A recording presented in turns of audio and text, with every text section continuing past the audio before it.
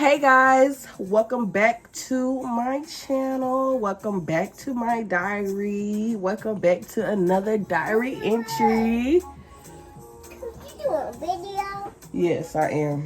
Oh, I'm just gonna play this card. Okay, go do it in there though, because I don't want you making noise. Okay, I will pick it. Okay, go play it in there though. Thank you, I love you. We're gonna redo that. Hey guys, welcome back to my diary entry. Welcome back to my channel. Welcome back to my diary. And today is girl talk. We're just gonna have a little chit chat. Just about random stuff while I do my makeup. I really don't have nowhere to go or no reason to do my makeup, but I didn't just want to just sit here and talk and do nothing. So yeah. Also, I think I showed y'all this in one other video, but I got this from TJ Maxx like maybe a week or so ago. And so I want to try this out. It has blush, highlighter, and bronzer. Okay, so after looking on TikTok, I realized that this shade of bronzer is not for me because they said it's supposed to be like 2 shades darker than you. So yeah, I'm just gonna use the blush and the highlighter, and that's that. Okay, so you'll see my baby in the background because she just want to be in here so bad. Let's start with the fact that I genuinely feel like I don't have any friends for real. Like, cause he's singing his ass off a little too loud. Let's start with the fact that I feel like I don't have any friends for real. Like,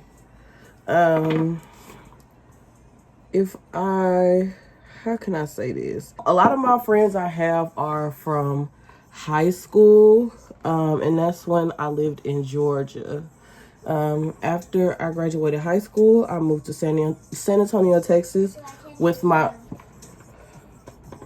I moved to San Antonio.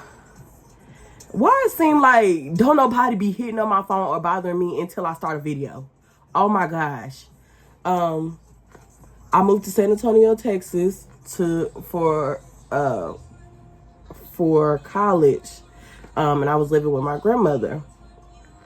I was in nursing school, and it wasn't like a normal college or whatever, and it was also COVID, so I was very secluded in the house a lot of the time. She didn't want me to go nowhere, and the one friend that I did really have, he just busy with life or whatever, so I don't communicate with him that often unless it's like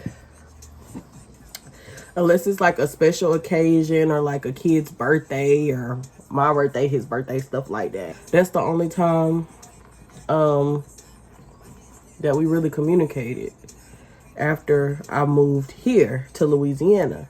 So now that I'm in Louisiana, since I've been here, I've either been pregnant or a mom. When I got here, I was pregnant. So I wasn't going out and things like that. And then once I had my daughter, I was pretty much in mom mode until I started feeling like myself again.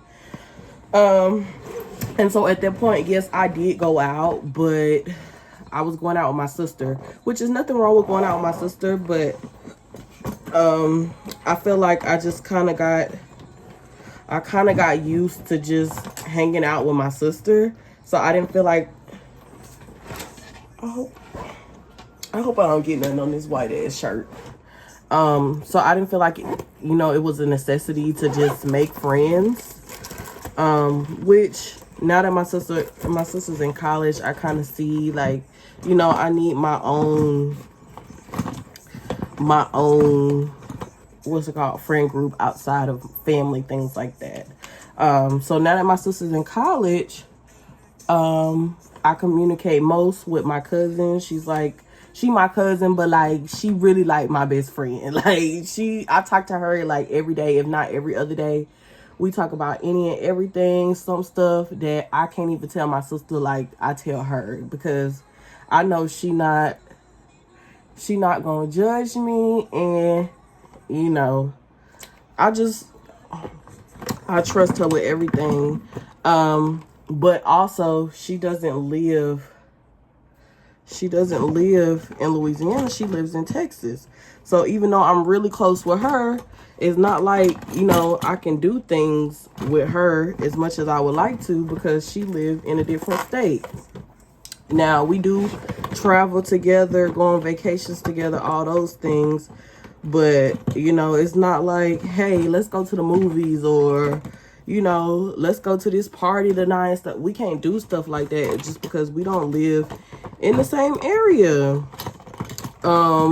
I did have some friends while I was pregnant, because I worked at a restaurant. I'm just gonna use this one because I worked at a restaurant, and I was around people my age. I was able to, you know, talk to people, stuff like that. Now I feel like I can't even do that because I work at home. So anybody I'm communicating, coworkers, things like that, they're also out of state. So I don't have nobody to like hang out with now. And sometimes it's like, damn, like I want friends, you know, I want to have my own social life outside of family and things like that. I want to like meet up with friends to go eat. And I feel like a part of that is my fault, because the friends I did have like at the restaurant and stuff, I kind of like, I feel like I wasn't being the best friend. Because, you know, when you friends, you contact them, call them, you know, talk to them, plan stuff. Like, I wasn't doing that. And honestly, I'm not that kind of friend. Like, if you want me to go somewhere with you, you call me and then I'm gonna be like, yeah, I'm gonna go.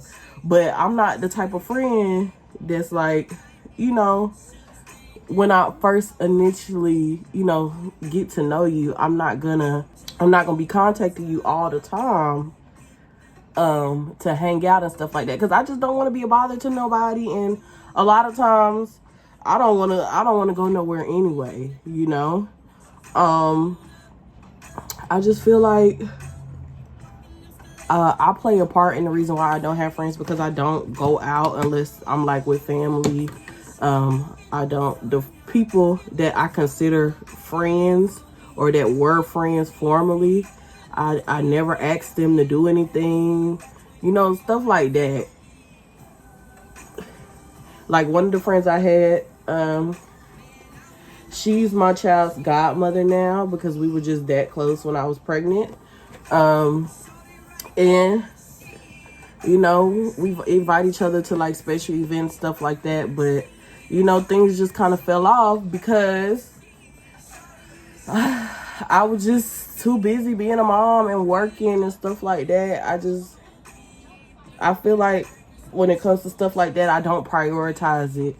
And I kind of want to prioritize it now. But it's also, too, I feel like you can't trust everybody. Like, I feel like, you know, people in this generation are crazy. Like, you can't trust everybody. You can't trust everybody at your home. You can't trust everybody to know all your business. You just can't trust people with a lot of different things. And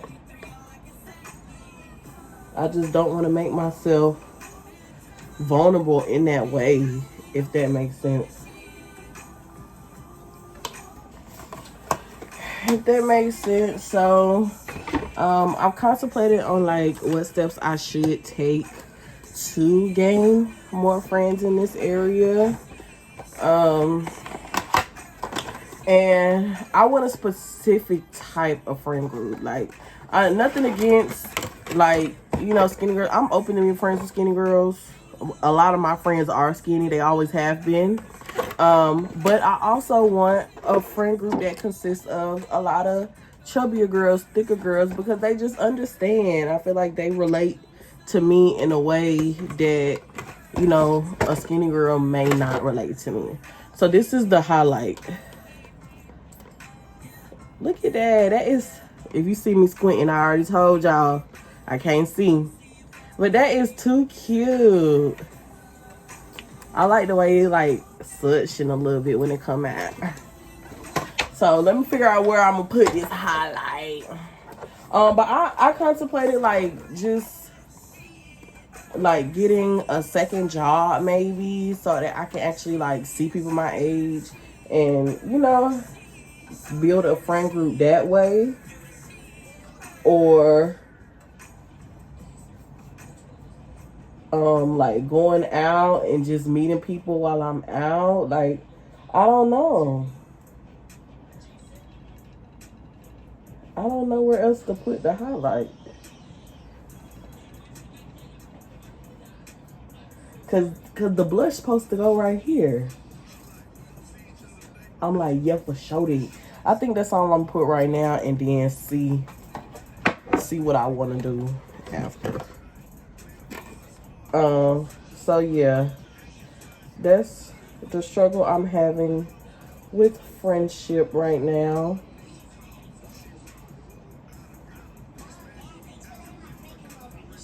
I also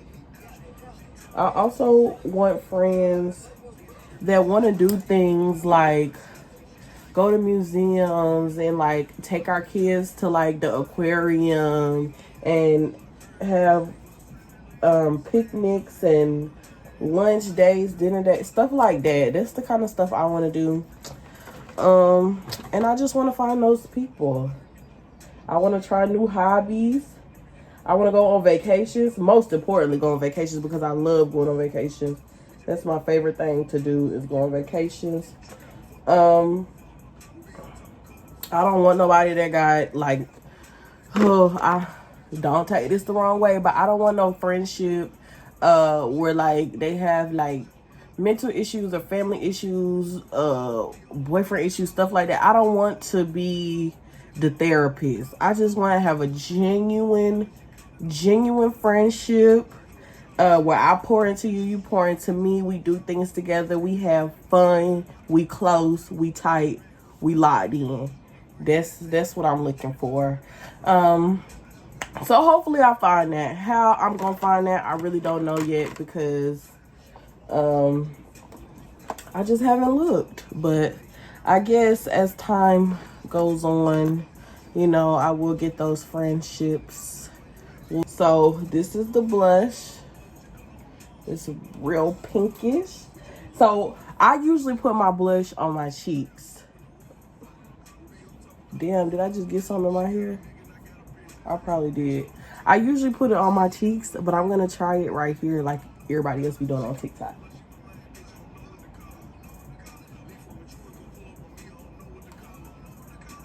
I think I do it down right here too. I just gotta have some right here. I got to. Oh, I love this suction. I feel like I'm struggling as a 23-year-old mom. I feel like this economy does not make it easier for me to provide for my child in the way that I should be providing for my child. And a lot of that has to do with, the help that I get or should be getting from her father. I just feel like the society, the economy is just working against me right now. I wanted my own place for a long time. As you can see, me and my daughter are in this room. We share this bed. We share this whole section of the room right here because you need to charge it. And I'm just ready to have my own space. I'm ready to have my own closet space. I'm ready to have her in her homeroom, own bed, her toys in their own space, stuff like that. But rent, oh my God, rent is like at least $900. And honestly, with the job that I work, I can afford that. But also I need transportation, and I have a child, so I can't just go buy, a hoopty because I need reliable transportation. It gets hot as hell here. I can't be stranded on the side of the road with a 3-year-old in the back. That's ridiculous.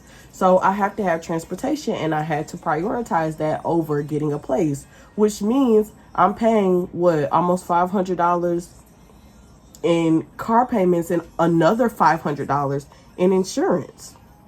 So that takes up majority of my income. That's what, $1,000 right there spent on a car that I could be using to have my own place. But what are you gonna choose, rent or car payments? What?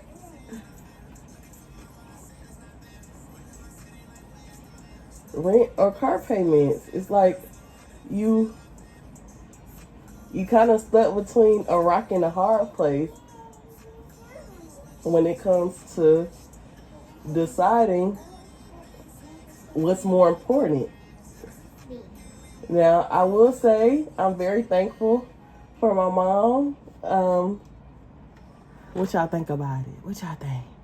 I'm very thankful for my mom because she has helped me a lot with my transition to motherhood and things like that. And I honestly could not have done it without her. I could not.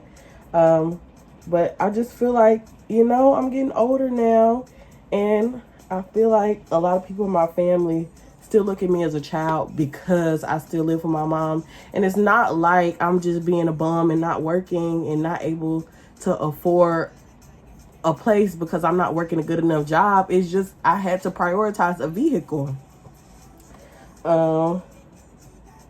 And I just really wish I could find something that was in my budget that was actually decent, and I wasn't nervous about rodents and roaches and all that stuff. I promise you, I don't care if the rent is $5. If it got roaches, you could not pay me to stay there. So yeah, I feel like I would feel more accomplished as a mom if and when I do get that place. So I'm still working on it. I really wish I could find a roommate, but at the same time, like, how hard is it to find a roommate when you have a child? Because if they don't have kids, they're not going to understand your child, running around. Oh, Sabio. Oh. So like I was saying, they're not going to understand your child running around or making noise, or, you can't have strange dudes coming in and out the house and stuff because she's a little girl. They're not going to understand those kind of things. So even if I wanted a roommate, I have to consider those things as well. So I don't know about the whole roommate situation as of now, but we'll see. I thought about getting a second job, because if I got a second job, I'd definitely be able to afford to get us a nice place to stay. But then I'm like, damn, if I get a second job, I'm literally going to be working all the time, and I just kind of feel like if I have to work 2 jobs just to maintain a living, I'd rather not do it at all. Because what? It's not like I'm working 2 jobs and I'm living comfortably. No, this is working 2 jobs and still struggling to make ends meet. I just feel like it's kind of pointless. Not if I'm gonna struggle, but I just feel like I might as well stay somewhere where I'm at comfortably and I know I'm gonna be okay, versus working 2 jobs, stressing myself out, not spending time with my child, just not having time to do anything. And so that's why I'm on the fence about also getting a second job. You gotta concentrate with this lip liner. Well, it's actually eyeshadow, but it's lip liner. If you can't find the perfect shade in lip liner, use eyeshadow. I learned that from I learned the whole makeup routine from my sister. I did not know how to do makeup at all. Okay, the last step is lashes. What was I talking about? Oh, struggling as a mom. Also, I don't like the school system here, and I feel like if I had her when I was a more stable person, I could be able to give her the education that she deserves. I feel like the Louisiana education system is horrible, and that's a fact. It's not an opinion. And I just feel like she deserves a better education than this, because I had a better education than this. I honestly don't want her to grow up in this school district, but what can I do, you know? But I will say that I have been in school. I just got my associate's degree, and I get my bachelor's degree next October. So hopefully, you know, when I get that bachelor's degree, I can get a way better job where I can afford my car and rent.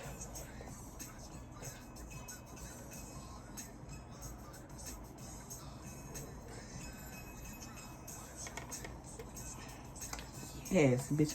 Girl, that blush, that blush is blushing. Fuck you saying? Okay, I'm sorry. Okay. Baby girl, put it on me. How do y'all feel about three-ways? Like, what would your reaction be if your man told you that was like his fantasy and he really wanted to try it one day and he wanted you to be a part of it? Like, how would you feel? Just hypothetically speaking, I feel like the act itself, I don't have an issue with, because I mean, I find women beautiful. Do I find them attractive? I don't think so. I don't think so. But I feel like maybe it's something that I would want to try, just to say that I tried it, and if I don't like it, I know I don't like it. But it's not, the act of it is not really the issue for me. The issue is I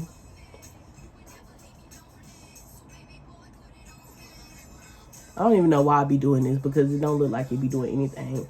But the issue for me is I feel like a man won't take a woman serious after she has done something like that for him, with him, whatever the case may be. I feel like maybe I have a little bit of insecurity when it comes to that. Because I just feel like if you want that, then do you really love me? Do you really care about me? Am I not enough? You know what I'm saying? But also, it's like, well, maybe it's just a fantasy. Also, a man be like, you know, I want this. You should, you know, you should want to tend to every fantasy I have, stuff like that, which I agree. If your man want to try this and that and stuff like that, I am all for trying new things, trying things out. But at the same time, if the roles were reversed, you would think it was insane. You would not even consider it. So it's just like, how can I consider doing something for you that you would never even consider doing for me? Because a man would be all for having two women, but when you say, I want to try two men, it's like, have you lost your fucking mind? So I don't know how I feel about it. Do I want to try it? I do, but I think it's the insecurities that come with it that I just am not going to be able to get past. Like, if I look over and I see that you are enjoying this, I am going to lose my shit. I'm going to lose my shit, because why? Why are you so happy? Can you sit down? Because why are you so happy? Like, why are you enjoying this so much? Like, I'm going to feel some type of way. Also, would you rather be somebody that you know or somebody that you don't know? I feel like with somebody that you know, like, you know them, you'll feel safer with somebody that you know. Shit, I done sprayed it the wrong way.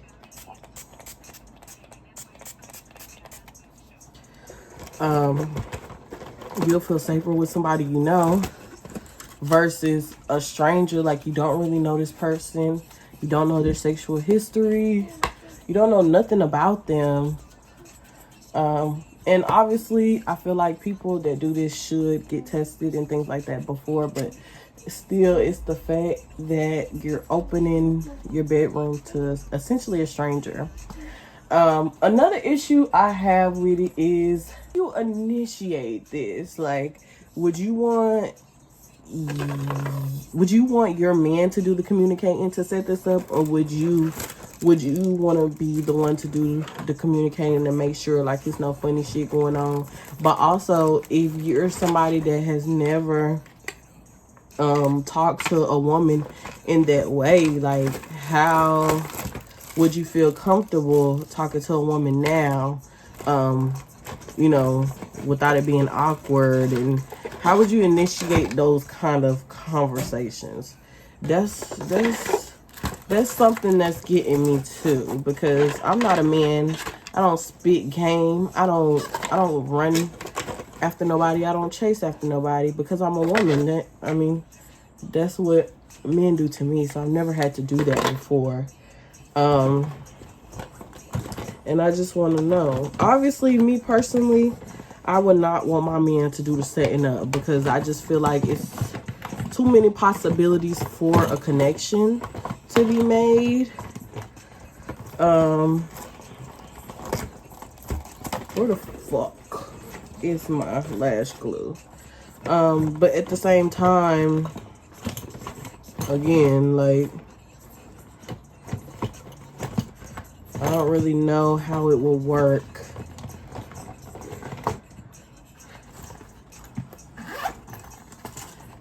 If I don't really know how it would work if I was the one, communicating with the girl. So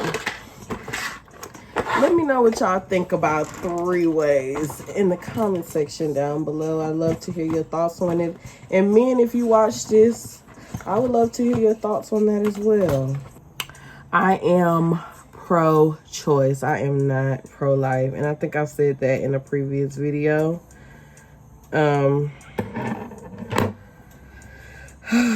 I'll be watching some YouTube videos on this channel called Jubilee. They pretty much discuss like controversial topics and things like that. And what really gets me about pro-life people is that I feel like they don't consider the feelings of the mother, what they're putting the mother through at all. Like, they don't consider that when they're referring to, well, the baby is alive at this stage, the baby is alive at this stage, the baby is alive at this stage, the baby can feel this, the baby can feel that, the baby, you're forgetting the mother has been alive this whole time. The mother has been alive this whole time. Imagine if you got great and somebody else's beliefs are forcing you to have this child. Not your own beliefs, but somebody else's beliefs. I just feel like that is the most insane shit in the world. Like, what is the world coming to? Like, what do you mean you feel like especially men, like, what do you mean you feel like you have the right to tell me what and what not to do with my body? Are you good? Like, ho, is you cool? I personally just feel like if there's something that has an opinion on it, it should not be considered the law. And I know arguably that could be said for a lot of things, like murder. When I took an ethics class, it made me realize that murder is, I don't even know if I can say that word. Unaliving is subjective or objective, whatever the word is. Like, in certain instances, somebody may feel like it's the right thing to do. In certain instances, somebody may feel like that is just so wrong. And so the biggest question is, do you feel like stuff like that is wrong because of your beliefs or because you generally think it's wrong? So basically, things like adultery. Do you feel like it's wrong because of your religion? Let's say you're a Christian. Do you believe that is wrong because you're a Christian, or do you genuinely feel that is wrong? Do you genuinely feel like it is wrong, or is it society that is making you feel like it is so wrong? Because in some villages, unaliving is what they have to do to survive. They have to eat. And so in that instance, they would not feel like it's wrong. You get what I'm saying? Not saying that relates to abortions at all, but I'm just saying, I feel like things like that, if there's an ethical reason, I do believe. Now, I would understand if they're against women that are just carelessly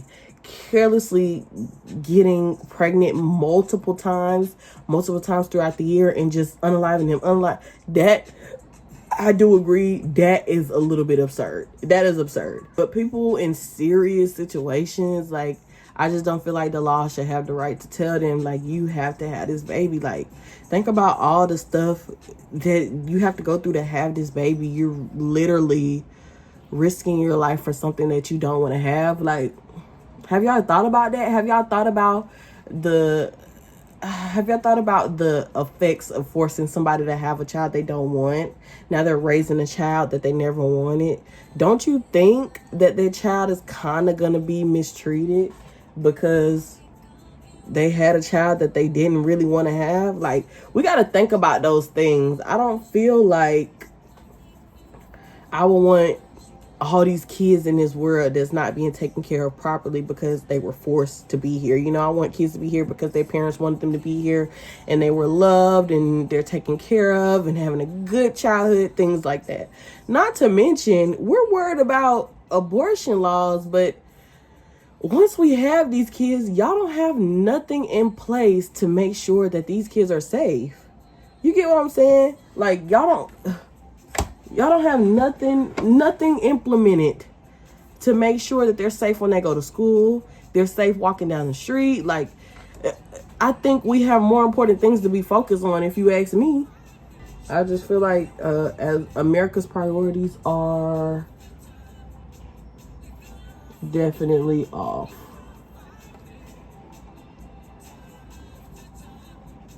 And again, me personally, I'm not interested in abortions, but I feel like if I would like to choose that, then I want that option. If my daughter would like to choose that, I feel like she deserves that option. Speaking of laws and all this stuff,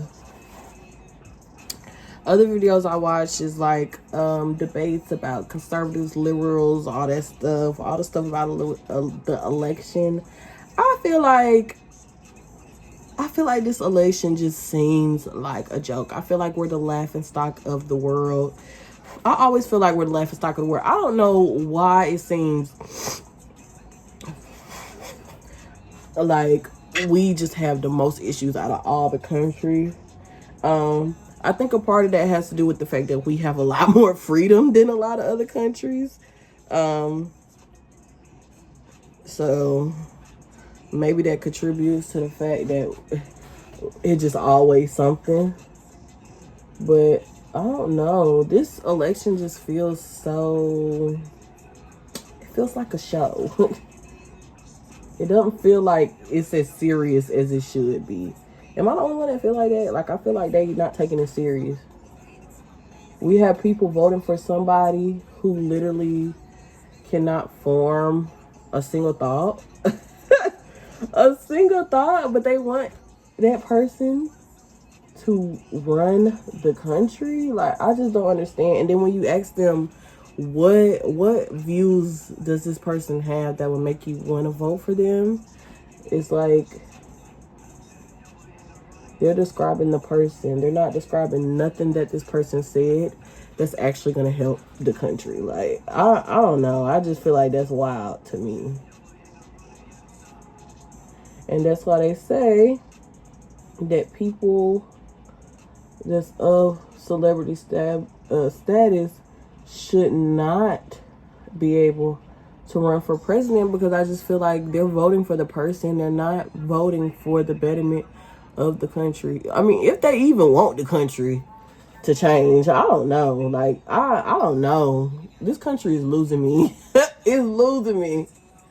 I mean, to the point where I've always said, like, I don't feel like I'm going to be in this country my whole life. I really don't.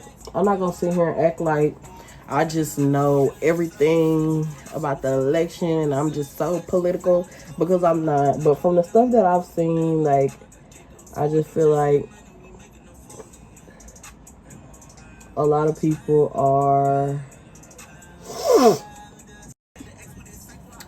I just don't feel like people are being smart. They're being spiteful. And in the end, it's going to F us all. So, good luck. That's all I got to say. Good luck. So, I've been trying to do this OMAD diet. Where basically you eat 1 meal a day. And I really don't know if it's working. I feel like I have an addiction to food.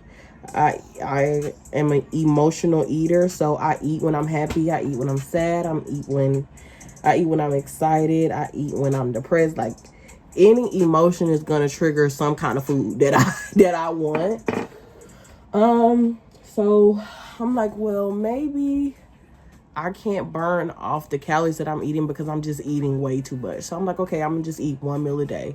Obviously, I be hungry, so I can't sustain just only eating 1 meal a day. So I do eat snacks like fruit and protein bars and protein yogurt, hella water, things like that to sustain me until that meal comes.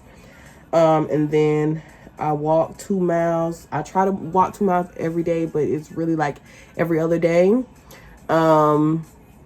And I try to, when I try to eat a healthy meal.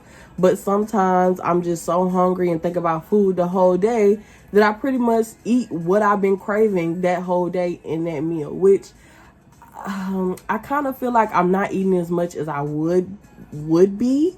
So it's not that bad, but at the same time, I just feel like I'm not getting the results that I want from this. And I don't know if because eating 1 meal a day doesn't actually work, or if it's because the meals that I'm eating is keeping me at a standstill with my weight loss. Also, I feel like my body does not want to lose weight. Every time I've went to the gym consistently, I worked out with a trainer consistently now on the OMAD diet, and I feel like every time I get to a certain number, my body just stops. Like, it doesn't want to go past that number. If anything, it'll go back up, but it will not go past that number. And I don't understand why. Like, I don't know. My body just doesn't want to drop. It's to the point where some days I'm just like, damn, like, I might as well just not eat nothing. Like, does that happen? No, but it makes you want to not eat nothing because it seems like that's what you have to do to drop the weight. Because eating anything is going to make you stand still or gain. Like, I don't know. I don't know what to do at this point. And obviously, food is good. So who wants to just eat, like, salads and unseasoned shit all the time? Like, sometimes I'm craving fucking Philly cheesesteaks, or I'm craving salmon, or I'm craving ice cream, whatever I'm craving. Obviously, I have cut out sodas completely.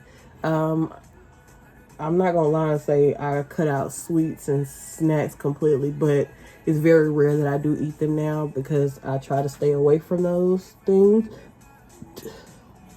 Especially now that I've been doing the 1 meal a day.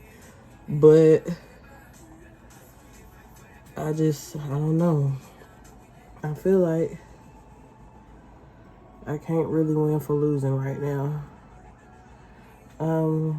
So let me know if you're experiencing that. And if you got through that phase, what did you do to get through that phase? Because if I'm already cutting calories to the point where I'm eating 1 meal a day, like, what else can I do? Like, I already hate working out, so I don't want to work out more.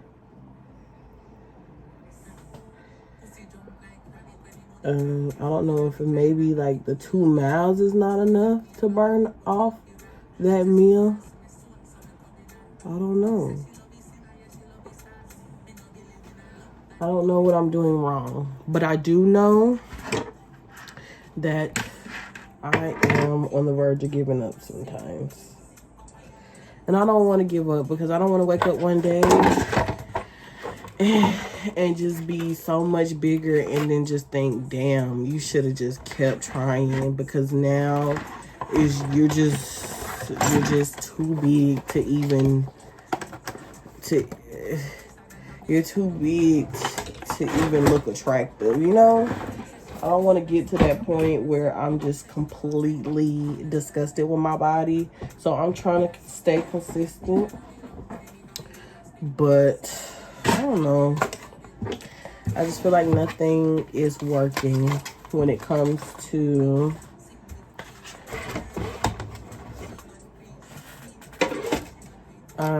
I just feel like nothing is working when it comes to my weight loss journey. Alrighty, thank you all so much for listening to this journal entry today. Let me know if you like the look. I'm gonna put some earrings and stuff on though. But let me know what you think about the highlight and the blush, and if I should try more things at TJ Maxx. Let me know what you think about the topics that I discussed in the comment section down below. If you agree, disagree, whatever. But again, thank you all so much for watching, and I'll see you all in the next entry. Bye.